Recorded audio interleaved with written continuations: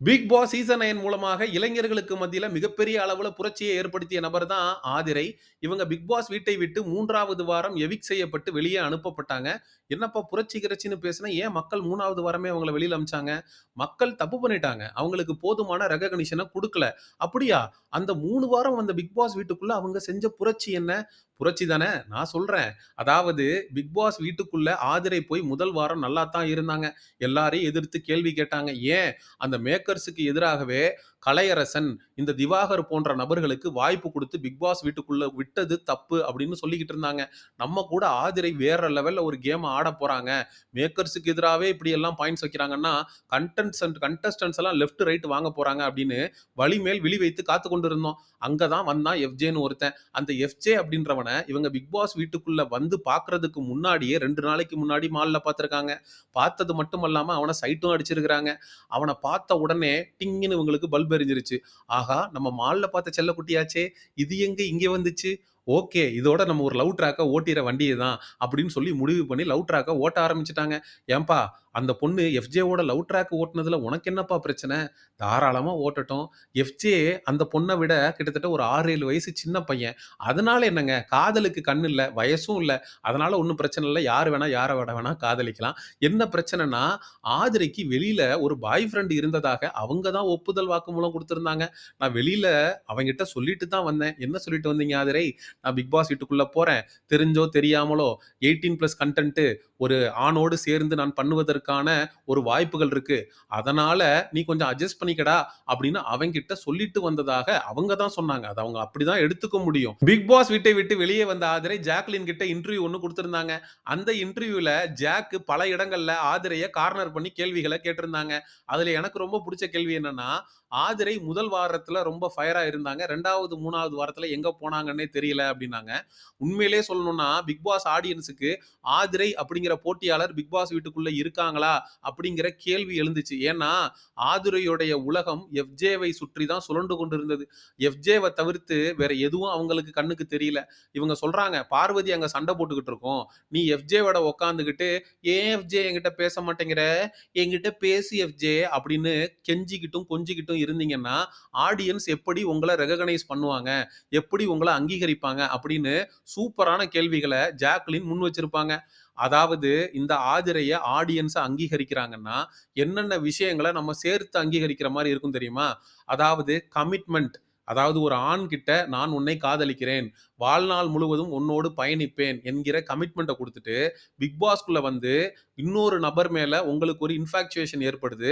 அந்த நபர நீங்க 2 நாளைக்கு முன்னாடி மால்ல பார்க்குறீங்க. அதே நபர பிக் பாஸ்ல பார்க்குறீங்க. அப்போ இது தற்செயலாக நடந்ததா? இல்ல மேட் ஃபார் ஈச் அதரா? அப்படின்னு உங்களுக்குள்ள ஒரு உணர்வு ஏற்படுது. அந்த நபர்ட்ட நீங்க நெருங்கி பழகுறீங்க. 18+ கன்டென்ட் பேசுறீங்க.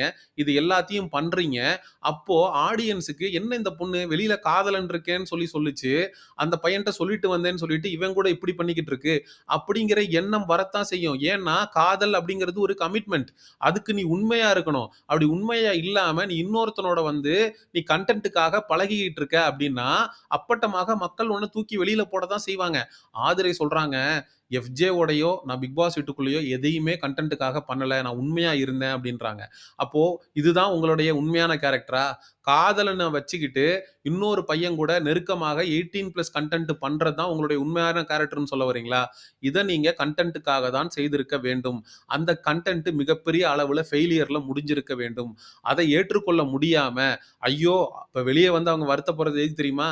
அவங்க எவிக்ட் ஆனதுக்கு வருத்தப்பட்டுருக்க மாட்டாங்க.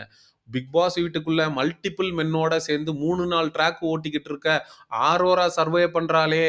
அவ பிக் பாஸ் வீட்டுக்குள்ள இருக்கிறாளே! நம்மளால இருக்க முடியலையே! நம்ம சிங்கிள் ட்ராக் தானே ஓட்டுனோம்.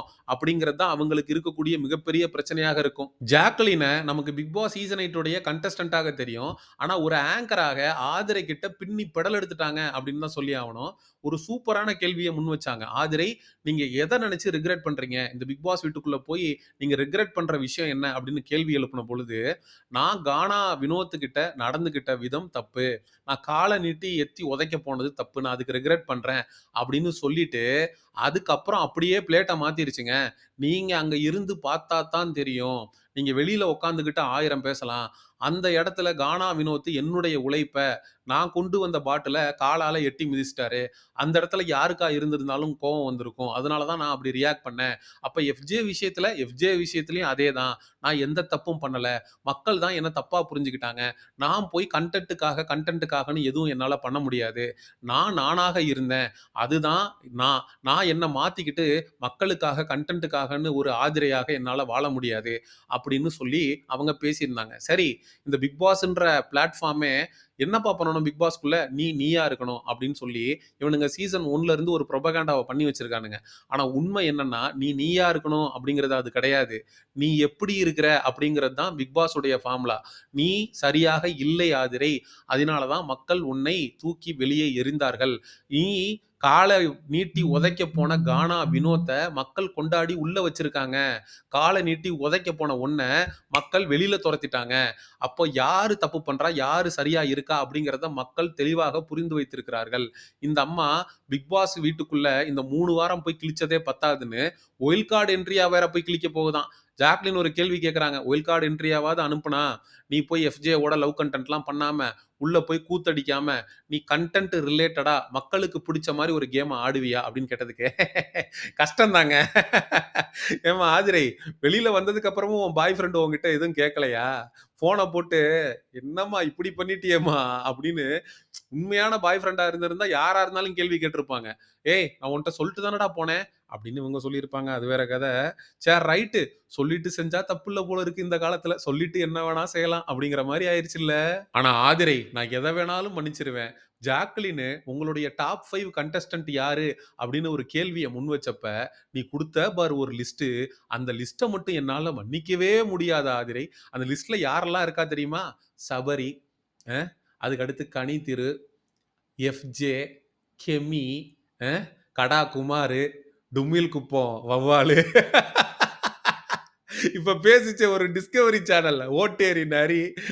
என்னங்கடா லிஸ்ட் இது? ஒட்டுமொத்தமா அன்பு கேங் 2.0 அவங்க தான் டாப் 5ல இருப்பாங்க அப்படின்னு சொல்லிட்டு போ வேண்டியதானே. பேருக்கு சுபிக்ஷாவ சேர்த்துக்கிச்சு 5வது ஆளா. யாருக்கு 5வது ஆளு அப்படிங்கிற மாரி. அப்ப விஜே பார்வதி, இந்த கமருதீன பத்தி தாங்க அக்கா கழுவி கழுவி ஊத்திருக்கு. அதாவது Aadhirai, you should not drag someone's personal into game. அது உன்னுடைய கேம அஃபெக்ட் பண்ணும். நீ கமருதீனோட பெர்சனல் லைஃப் பத்தி ஆரோரா சின்க்ளேர் கிட்ட பேசினதும், உன்னுடைய வீழ்ச்சிக்கு முக்கிய காரணமாக அமைந்தது. அப்ப ஒரு பெர்சனல் ரிலேஷன்ஷிப்ன்றப்ப, அந்த பொண்ணு ஒரு பையன்கிட்ட பழகுது அப்டின்னா, அது அடிபட்டு, மிதிபட்டு, அந்த பையன் எப்படிப்பட்டவன்றத தெரிஞ்சுக்கிட்டு, அவங்களுடைய ரிலேஷன்ஷிப் டில் டெத் வரைக்கும் மேட் ஃபார் ஈச் அதர்ன்னு கூட போகலாம். அத உள்ள பூந்து கெடுத்து, அவன் செட்ல இப்படி பண்ணுவான். இதுக்கு முன்னாடி அவன் காதலிச்ச பொண்ணு அவன விட்டுட்டு போனதுக்கான காரணம் இதுதான். அப்படின்னு நீ ஆரோரா சின்க்ளேர்ட்ட பத்த வச்சல்ல கமருதீன பத்தி. அது கூட மக்களுக்கு பிடிக்காம போயிருக்கலாம். அப்ப இந்த ஆதிரையுடைய ஐடியாலஜிஸ், ஆதிரையுடைய கேவலமான எண்ணம், அதுக்கப்புறம் எஃப்ஜே கூட அது பண்ண லவ் கன்டென்ட் இதெல்லாம் தான் ஆதிரை பிக் பாஸ் வீட்டை விட்டு வெளியேறுவதற்கு முக்கிய காரணமாக அமைந்தது. இதுல மக்கள் ஆதிரைய புறக்கணிச்சது 100% சரி அப்படின்றது தான் என்னுடைய தாழ்மையான கருத்து. ஆதிரையோடைய இன்டர்வியூ பத்தி, ஆதிரை குடுத்த இன்டர்வியூக்கு நம்ம குடுத்த பதிலடிய பற்றிய உங்களுடைய கருத்துக்கள மறக்காம கமெண்ட் செக்ஷன்ல சொல்லுங்க. அண்ட் இந்த வீடியோவ பிக் பாஸ் ரசிகர்கள் ஆதிரையுடைய கண்ணில் படும் வரை பகிருங்க. மிஸ்டர் செய்யோன் சேனல எக்ஸ்க்ளூசிவ் பிக் பாஸ் அப்டேட்ஸ்க்கு சப்ஸ்கிரைப் பண்ணிக்கங்க. See you in the next video. By.